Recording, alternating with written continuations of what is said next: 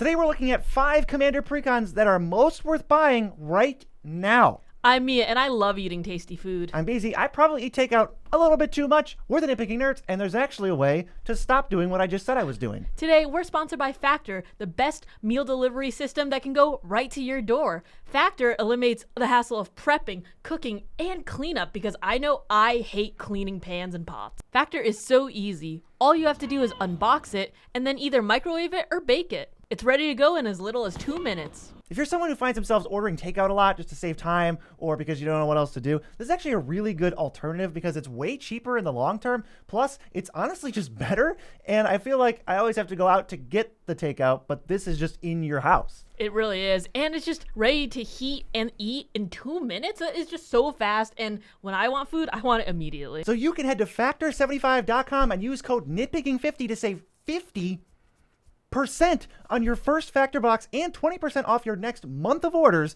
That's nitpicking50 as the code, factor75.com, 50% off your first box, 20% off your next month of orders. That is an amazing deal. We're also sponsored by Card Kingdom. You know, as shipping prices on other sites tend to go up, Card Kingdom still gives you the old tried and true free shipping on orders $50 or more. That also arrives in one package at the same time. Isn't that convenient? It is so convenient. They have so many types of cards available. Go check them out. Tell them we sent you because there's a link below with our faces on it. We're also sponsored by Dragon Shield, best sleeves in the multiverse. Good sleeves. If you use the code NERDS at checkout, you could save 5% on your real money tax dollars order, including these gorgeous, sparkly Great Wave and Starry Night dual mats that just came out. You should go check them out. Yes, why spend more money when you could spend less money? That's what I always say. Eloquently said. Also, Moxel.com's a sponsor, but somewhere in the video, not right now, you can't guess where it is. If you try to guess and fail, that's just how things should go. Also, Patreon, if you want to support us directly, we can send the cats to college this way. Great way to get Miso to graduate from the 4th grade. He's working on it. He's still got some time to go. But if you want to access exclusive podcasts and gameplay episodes that we can't put on YouTube, then they're over there, and you could do that. So we're going to be looking at the Commander Precons right now that we think are most worth buying. We're cross-referencing prices. We're going to let you know how much they cost on Card Kingdom and why we think they're a pretty good deal. And I think the first one is actually interesting because it is not a precon we rated very highly in our review of the Thunder Junction precons, but this is most wanted. The face commander of this deck is Olivia, Opulent Outlaw. She has 1 white, red, black for a 3/3 flying lifelink. Whenever one or more outlaws you control deal combat damage to a player, create a treasure token, and as a reminder, because it's impossible to remember, assassins, mercenaries, pirates, rogues, and warlocks are all outlaws. And you can pay 3 mana, sacrifice 2 treasures to put 2 +1/+1 counters on each creature you control, but activate only as a sorcery. The main reason that we rank this a little bit low in our Outlaws of Thunder Junction precon review is because the deck's game plan is very, very divided. Olivia has lifelink, flies, wants you to have outlaws, and does stuff with treasures, which is cool and all, but the deck kind of reflects a little bit of all of that. There's life game payoffs, there's outlaw payoffs for attacking, there's treasure making things in it, and that is a very divided game plan. Plus, when we stack this up against other decks in that, like Stella Lee, it just didn't really compare to the power level. But where we end up with recommending this precon as one of the most worth buying right now is that the current price of the deck is $35. You can get that on Card Kingdom right now for $35, but the total value of the cards in the deck is $129. Now, you'll see the comparisons of the price of the deck and the price of the cards in the deck. It's not like we're saying this is a good deal because the price of the cards is more than $35. That would be kind of silly. But it's high enough, higher than all of the other precons we've done comparisons through, both ones in this video, from the past video we did like this, and from other precons that didn't make the video, that we thought it was super duper worth mentioning. So that is a huge gap. Keep in mind when we go through to see the other price differences, but to me, that is very, very relevant. And we'll be talking about some of the reprints that we see in this. So the average mana value of the deck is 3.26. And how about some of those best cards in the deck, Mia? One of the best cards, as we talked about a little bit earlier, we talked about how this deck was kind of divided, so we're going to talk about a little bit of the strategies for each and kind of like what cards play into that. One of the best cards for the treasure making is Academy Manufactor. This is such a powerhouse in anything that wants to make treasures, foods, or clues, because it just makes one of each if you're only going to make one of them. And because there's a part of Olivia's deck that wants you to make treasures, this really helps play into it. Or if you switch out the alternate commander to Vihan, that could be a little bit more of your treasure route. Yeah, we also have Angelic Sellsword. This is kind of just an efficient card. It makes a lot of outlaws for your various purposes, and then it can also draw a card off of it when it attacks. That's totally fine. And we have Grenzo Havoc Razor. I feel like this is like exactly what the deck wants because it's a cheap outlaw. It's got a combat damage trigger, which is I think the main part of Olivia is you want to hit people with outlaws, make treasures, and then I can understand wanting to use those treasures later. And ideally we cut out all the other stuff about life gain. We don't need it. It's all just random. There's other effects that we'll get to too. But yeah, Grenzo, I love it. It totally plays in. And I also like the gold version of it too. If you want to keep this deck very punchy, Grenzo is a great piece to have in it. But we would recommend you kind of take this deck apart unless you want to go one specific route and then just take out all the pieces for that and maybe throw them in another deck that you have. Yeah, a lot of the other decks we're going to talk about today are like very functional out of the box. You could totally play with them and they're going to be good experiences. But maybe for this one, you just buy it and try to upgrade it or take out the 10 most valuable cards and then swap some stuff in just to make it a little bit better. I'll show you the worst cards right now. Tenured Inkcaster, just, I don't know. This is like, cares about +1/+1 counters and like drains people. It just has nothing to do with anything really, I think. Aetherborn Marauder, also another weird one. Kind of like a big-ish life-linking creature. That's it. And then Bounty Board is flavorful. I will give them that. Bounty Board is flavorful, but it's like a group hug card. So that to me, Bounty Board has literally nothing to do with outlaws mechanically. It's only a flavor thing. So unless you're playing flavor deck, you can take this out and put it in like a group hug deck or something. I think that would work a little bit better. The interesting thing also for this deck is that the most valuable card in the deck is Olivia herself at $10. And we spent $35 on the deck. So that's a third of our money back already. And you also mentioned you might want to swap the commander out for Vihan, the gold waker, the guy who turns all of your treasures into assassins. That could be a really good move for the deck and your wallet. Olivia caring about outlaws also does care about assassins, which really helps play into the new Assassin's Creed commanders, so she has gone up in price, which makes this deck a lot more desirable with all of the outlaw support. Yeah, the other reasons we like this deck, though, there are a few reasons, even aside from the fact that the value is just a little bit higher. The deck only has 8 basic lands in it, which is, to me, astounding in terms of like a precon level. I am used to getting 30 basics or 20 basics in a precon, not 8. So that was like crazy for me. I feel like there's a lot of lands, if you're going to take this deck apart, for example, that you can just port over to other things. There's a lot of untapped lands too. The number of tapped lands, surprisingly low, considering there's only 8 basics in this deck. So I thought that was like an A+ mana base. Plus, if you swap Vihan for Olivia, as we talked about a little bit earlier, it just makes the deck run a little bit more synergistic. Olivia can be very good in the 99 or just in a different deck. Plus, there are a bunch of moderate value cards within the deck itself. There's Olivia plus Boros Charm and Greaves. Altogether, that's $24. And if you spent $35 on this, that's 2/3 of your money back already. Yeah, flip those or trade them to your friends for cards you actually need. And it feels like you're like 2/3 of the money from the deck is now been put to good use elsewhere, whether you sell these cards or trade them away or whatever. And now you have, for what is essentially $10, like 95 cards to do things, whatever you want with. The next one we're going to talk about is our favorite deck from Fallout. It's Hail Caesar with Caesar, Legion's Emperor as the commander. 1 red, white, black for a 4/4, another Mardu commander. Whenever you attack, you can sack another creature. When you do, you choose 2. Create 2 1/1 soldiers with haste that are tapped and attacking. You can either draw a card and lose a life, or he deals damage equal to the number of creature tokens you control to target opponent. I love this because it does a little bit of everything. You can make tokens, you can pump the tokens, and you can sacrifice the tokens to get card draw, damage, whatever you really need. The price of this deck is $47, but the value is 101, so more than double. And the average mana value is 3.24. I really like this because as a Mardu player myself, I think that card draw is a little bit hard to come by, and non-combat win cons are also kind of hard to come by if you are in a combat-based deck and you're not going for like the Exsanguinate types or like, the Sanguine Bond Exquisite Blood combos, that sort of thing.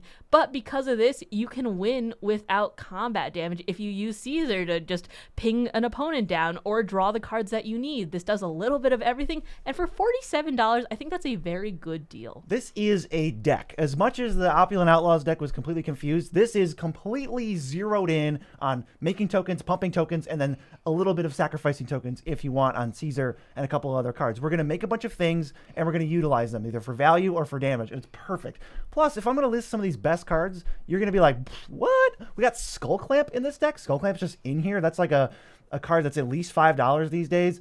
Very, very strong Magic card. One of the strongest colorless Magic cards that exist. Pitiless Plunderer also in here. We got some Sacrifice on Caesar. We got some Sacrifice in the deck. And now turning all of your dead creatures into treasures, even if they just happen to die from a board wipe. What a card as well. I mean, this just has so many staples, so much value in it. You can play it right out of the box, and I've seen it played right out of the box. It puts in work. It gets you where you need to go, and it can hang with some of the, like, our more budget decks that are in, like, the $50-ish, $100 range. Yeah, it also has Ruinous Ultimatum in it. So now, if we're talking about playing this as a deck, you've got these cards that already come in the deck that are just completely ridiculous. The power level's through the roof, and I've got this one-sided board wipe now where I can just completely wipe my opponents off the face of the earth and then attack with all my tokens. Like, this deck works. It is very, very strong. And I think there's only a few misses in the deck that you can swap out or sell or whatever. I think Luck and Charisma bobbleheads, they're just in there for, like, getting Fallout cards into circulation. They have nothing to do with Caesar or tokens. They're just kind of there. They're their own deck, which you can put them into, but just don't put them into this deck.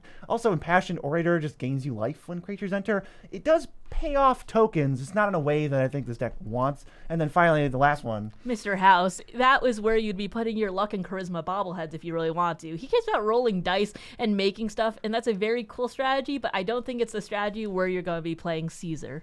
Our most valuable cards in this deck are cards that I've already mentioned. Pitiless Plunderer and Skullclamp are both $8.50 right now.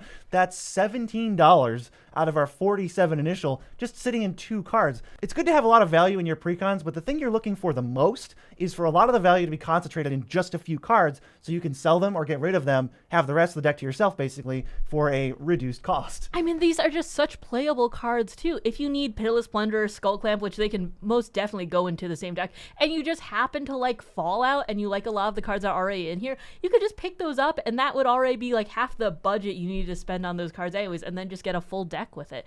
But overall, this is a very powerful commander, and the deck is very synergistic, which means it's easy to play or easy to upgrade right out of the box. It also has a ton of board wipes in it, 4, and 2 are one-sided, one of them being Ruinous Ultimatum, so it actually does function kind of like, not like a precon usually would, but something that someone else might brew up, and so it works together very well. Yeah, in some ways this doesn't even feel like a precon. It just feels like someone handed you their Fallout themed deck, and that is another bonus of the deck, is if you like the Universes Beyond or Fallout treatments, every single card in this deck is on flavor, on point for that. So that's another reason that maybe you just want to take this and play it straight out of the box and just have it as a deck in your arsenal. But yeah, 4 board wipes is ridiculous. It's so good. And there's also a ton of ways to pump the tokens that you're making. I like this. And I think some precons have fallen into this trap where they make a bunch of tokens, sure, and then what are you supposed to do with it?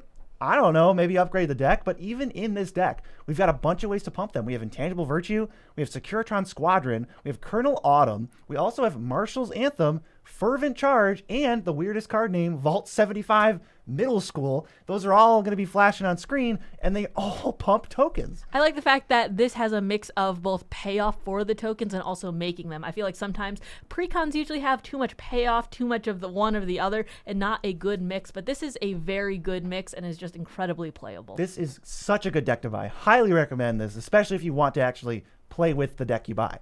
Moxfield.com sure is the best way to build a deck online. You can sort your cards, tag your cards, optimize your cards, buy your cards. You can pretty much do everything that's humanly possible through Moxfield.com. You can even head over to the website to give us a follow and check out some of our wacky decks.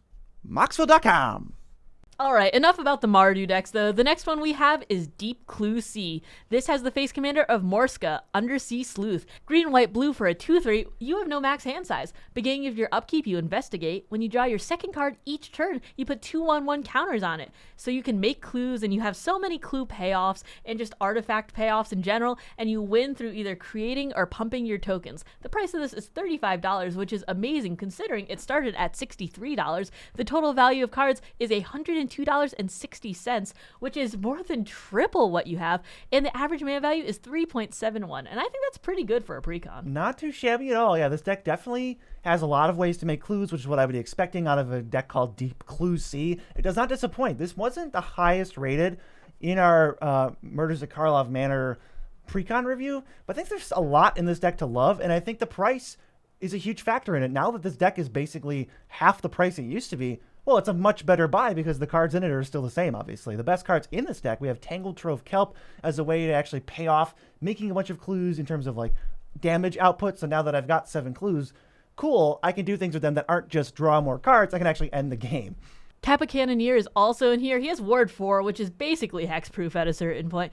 And when artifacts enter, which you're going to be doing with your commander, he gets unblockable and he gets bigger. So you're going to be swinging with a ton of damage. And I feel like bad decks sometimes have a hard time closing. So this is a great way to be able to close out the game and throw a little damage around. Clue decks definitely have a hard time closing in general, but this deck definitely helped with that a little bit. Also, if you're in any sort of artifact tokens deck, you know that Inspired Statuary is one of the most problematic cards to deal with for your opponents because it turns all of your whatever artifact you're making into permanent mana rocks that are just going to continuously cast all your other spells until you deal with Inspired Statuary. You're facing down too much mana value worth of cards. But for the worst cards, Hornet Queen's in here. I don't even see why this is in here. Like, you're not really making little tokens or anything that are artifacts with it. It's just a guy. I don't really see this. Like, yeah, you can pump the creatures, but you can pump any creatures. I don't know what specifically about Hornet Queen makes it a clue card. There's also Magnifying Glass, kind of like the bounty board. It's flavorful,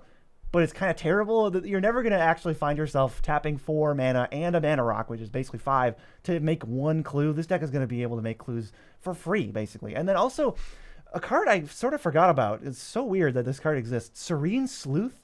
I think this was made specifically for this Precon, playing against the Goad Boros Precon from the same set of Precons. But I don't know why they made a new card to hose one of the other decks. I understand, like, having decks have, like, little foils to the other decks in there. When you play against them, you can find out, and it's kind of cool. But why make a brand new card for it? Serene Sleuth, you're never going to see any play ever. I'm sorry. Metacalls are definitely kind of weird at times. I understand if you're playing all of the decks together, but this one is a little bit odd. The most valuable cards, though, there's 2 at the same price. Benny Brack's Zoologist is a much-needed reprint, and now it's down to $8. And my love, Farewell, one of the best board wipes in white, maybe of all time, and just exiles everything. Also, $8. Yeah, in this deck, it'll be exiling everything except artifacts, and your opponents are going to have to be wary of how that destroys them and leaves all of your stuff intact, and then you're going to just win the game. Also surprising, Farewell, one of the best white board wipes. It's at least in the top 2, and it's just in a Precon.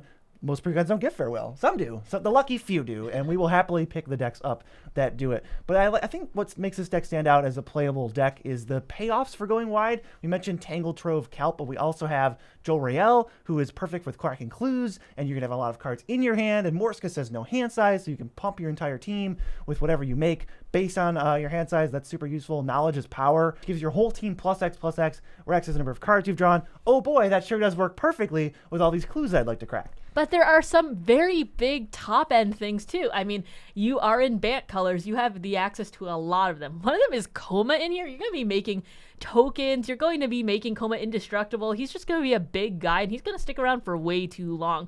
There's also Junkwinder in here because you're going to be making so many tokens and icing down everybody's stuff, and he's going to come out for very cheap because he has affinity for artifacts. And Shimmer Dragon's in here? That's a surprising one. Shimmer Dragon is unkillable in this deck and most decks that it appears in because it's going to have hexproof, and now all of your clues, instead of paying mana to draw cards with them, you just tap 2 clues to draw a card, and you can repeat that whenever you untap with them because they're just clues. They're just sitting there. Shimmer Dragon has won me many games in high power games, let alone at the Precon level, so it's nice to have that in a deck. And like Coma and Junkwinder can dominate entire board states by themselves, so the fact to have them in here, even if Coma has like minimal synergy, who cares? It's a super good card that is worth a couple bucks also. Junkwinder just icing down a board too. That is very nasty, and I'm surprised they put that level of like board power into a Precon because you're making clues left and right to begin with. I've iced down many a board with Junkwinder. Absolutely. The last thing I wrote down is just Tireless Tracker with a little heart emoticon because I love that card. It's very satisfying to play with Tireless Tracker. So any deck that has Tireless Tracker in it is my favorite deck. Our next Precon in our most worth buying section is Obscura Operation. The face commander here is Kamiz Obscura Oculus, 1 white, blue, black for a 2/4. Whenever you attack, target attacking creature can't be blocked this turn. It connives. Then choose another attacking creature with lesser power. That creature gains double strike until end of turn. I think when Joe and I initially reviewed this like years ago, we kind of gave it a little bit of a harsher treatment than it deserved. Looking back on it, I think this is a totally rock solid Precon. Probably wasn't the best of the New Capenna ones, but it's still pretty solid. I think the other thing we underestimated was just Camise in general. Camise is a very strong card. Whenever you attack with anything, that ability works right away. You play Camise, attack with something else, and it says target attacking creature can be blocked. Great. Now, whatever you're attacking with just gets through, guaranteed. And then if you've got another attacking creature that's tiny and unblockable already, that thing's going to gain double strike and just like it's going to go off. Very, very strong, very, very good. The game plan for this deck is to utilize multiple versions of drawing and discarding to gain value, like through conniving or whatever, whether through playing things from the graveyard, getting connive triggers, making your creatures bigger, or using the graveyard in other ways while just beating the crap out of people with your evasive dudes every turn. The price of this is $40, but the total value is $84.91, which makes it pretty solid. The average mana value is 3.62. I think that's pretty good for a precon because you're trying to do things on the first few turns, but you still have bigger threats later. And there are some really good cards for this. One of them is Cephalid Facetaker. This keeps the power very, very low, and it becomes a copy of a creature that you have on your field. But since the power is low, you can give it double strike with Camise. So if you have some when this deals combat damage to it, you can get those triggers twice because it'll always be a 1/4. And our boy Oscar Rubbish Reclaimer usually wants to be his own commander, but when you're conniving repeatedly from the command zone, that's great. They're just going to say, draw a card, then discard it, and play it. And maybe this was part of what we missed. This sort of card advantage doesn't look like card advantage because Oscar doesn't say, draw a card on it. But when I draw a card, and instead of discarding it, play it, that is drawing a card. Also, it was going up against Henzi at the time. That was a big one. Yep. So I think that this could be easily overlooked. Plus, this was the most hyped one of SNC because it had Smuggler's Share in it, and everyone was really hyped for that card and like nothing else in the set. It certainly did. We also have Lethal Scheme, just a fantastic removal spell. One of the best black removal spells, period. For me, at least. I've had so much success with this card, and there's no secret that it would also be great in this deck. But going on to the worst cards in here, one of them is Life Insurance. The Extort is nice, and when your stuff dies, getting Treasure Up is also very nice, but your deck isn't revolving around creatures dying. So I feel like for 5 mana, this is just not the right place for this. Yeah, there's also Commit to Memory. I never want to play a wheel in a deck that isn't specifically designed to wheel, ever. I'm never going to want to do that. So any wheel, any Group Hug card in a deck that has nothing to do with Group Hug, I'm going to cut every time. And then Nightmare Unmaking, just kind of a weird, bad rate on a card. And I've never really found a sweet spot where this makes sense to me. I think this deck in general, I think the worst cards make the deck look way worse than it is, and this is probably a deck that could heavily benefit from just literally swapping out 10 cards. 10 cards in, 10 cards out. You've got like a smooth value machine. But moving on to most valuable cards, there's two yet again. One of them is Strionic Resonator at $6.50 to copy triggers, and Currency Converter at also $6.50. This one is going up lately. I'm pretty happy to see it. That card is very, very strong. I feel like everybody slept on it a little bit. I have played with it. It's very good, and I think I owe Camise an apology. Camise, I'm sorry. I feel like everyone slept on Streets of New Capenna a little bit, but there are a ton of reasons why we like this deck. Camise does a little bit of everything, whether he's helping you connive and make things bigger, or giving stuff double strike and getting double triggers. That adds up over the long run, and just overall, with a very punchy board, I think you're going to go faster than your opponents in terms of just advantage overall. And when you can't ever block anything, it's very hard to keep up with that. Your life total is going to fall down very quickly. There's also multiple ways to utilize cards going into the graveyard. I think it just makes for a nice sort of tying everything together with, oh, I'm going to connive, but I'm not just going to loot. I'm going to get some value out of it, either through Oscar or with a flashback spell or something. And then just conniving in general helps you really churn through your decks. You're always going to have the cards that you need in your hand, and then with all of the stuff in the graveyard, it's basically your second hand. There's a lot of ways to get those back or use them or just have flashback or just have them in your graveyard and be able to utilize them later. So I think that overall this deck does a lot. Yeah, and this is one of those precons where you could add 10 cards, take out 10 cards, and start playing it just against fully optimized decks, and I don't think you're going to be that far behind. The next one we have is another Outlaws of Thunder Junction precon. It's Desert Bloom with Yuma, Proud Protector. He cares about deserts. 5 red, white, green for a 6/6, but it costs 1 less for each land card in your graveyard. When he enters or attacks, you can sacrifice a land. If you do, you draw a card. Whenever a desert is put into your graveyard from anywhere, whether that be mill or sacrifice or what have you, you create a 4/2 green plant warrior creature token with reach. You want to get him out as soon as possible and then sacrifice or mill deserts into the graveyard to trigger his ability ability and get a bunch of 4/2s. You can also get multiple landfall triggers with that if you can keep like looping them back and forth. Yeah, if you can bring a desert back to your hand and then discard it again, cool. You're going to get another 4/2. This card is just very aggressively costed. It does a lot. If you play Yuma and then mill 3 deserts, you get 3 4/2s. It's not like one or more deserts like this templating usually is. It's just if you mill 5 deserts, you get 5 4/2s. And the fact that they have reach means you're probably not going to get run over as quickly as with some other decks. I think this deck was just great. And even looking back at some of the complaints that we had on it, I don't even think those complaints make as much sense looking at it now, because I know one of the things we said before was, this deck could use a little bit more mill. But I'm looking at the deck, I'm seeing mill in here. I feel like, yeah, it could be better on the mill. Once you get it into your hands for the price of $39, I think you could totally add a few more mill cards. But as it stands, the deck is good. It's a $92 today, and the average mana value is 3.58. I mean, yet again, we were comparing it to Stella Lee, which is arguably maybe the best precon of all time, so I feel like our expectations were a little bit high. Nonetheless, though, we did say that Yuma was a very good commander, and with a little bit of like a facelift, this deck could absolutely slap, and we were right. Some of the best cards in here are Avenger of Zendikar, to name one, because you're going to have so many lands, and you're going to be trying to get those lands back and sack them again and do it again, and just make a big army, while also making an army from Yuma himself. We also have Hazazon, Shaper of Sand, kind of just does the exact thing you want.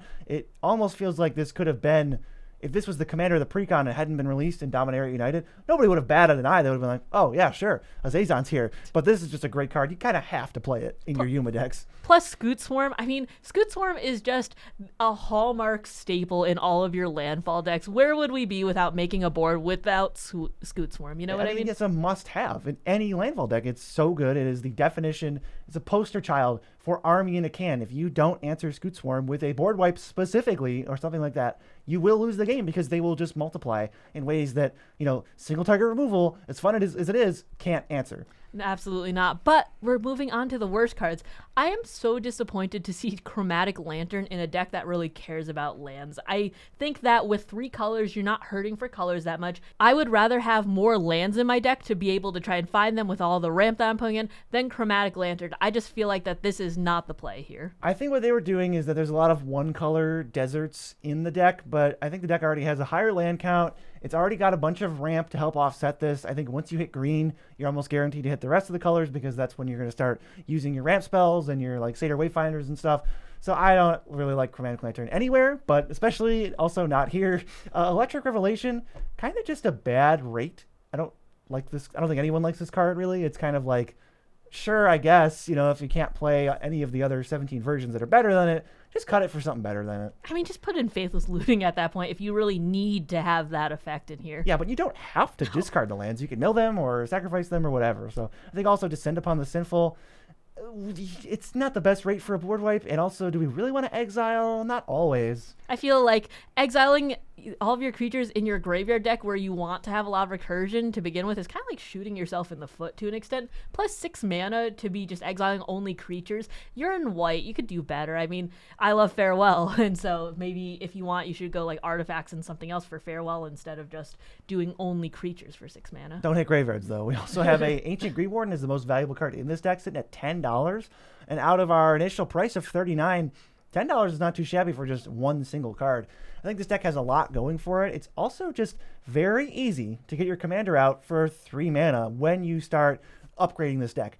If you could give me $1 and I could make 10 changes to this deck and it would power the deck up like extremely high, because I would just put in all those rinky-dink 2-drops, Circle of the Land Druid, mill 4 cards, Blanchwood Prowler, look at the top 3, pick a land, mill the rest of them, like Mulch you could throw in here, Commune with the Gods, any number of like janky stuff like that is pretty much the only thing that's missing from this deck to turn it into an absolute unit that consistently plays Yuma on turn 3 or 4 or 5 and then just goes off making 4/2s. I mean, don't forget about some of the lands too. We have like Escape Tunnel from MKM. We also have like the SNC lands that sacrifice themselves immediately, along with, the Terramorphics, the Evolvings, the etc. So you can get him out very, very quickly and just fill up that graveyard to make sure that you're getting those 4/2s. I think that this is a awesome deck. deck, and overall, you can build your board very quickly too, because you're going to have so many landfall triggers. If you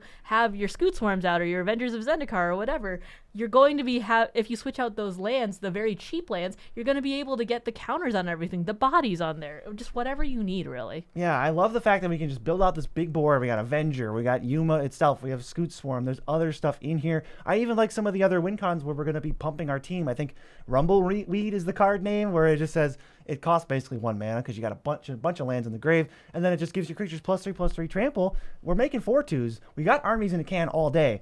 Having ways to pump them also in this deck out of the box, super, super amazing. If you want to know some other precons that we probably still think are most worth buying, you can check that out in a video right here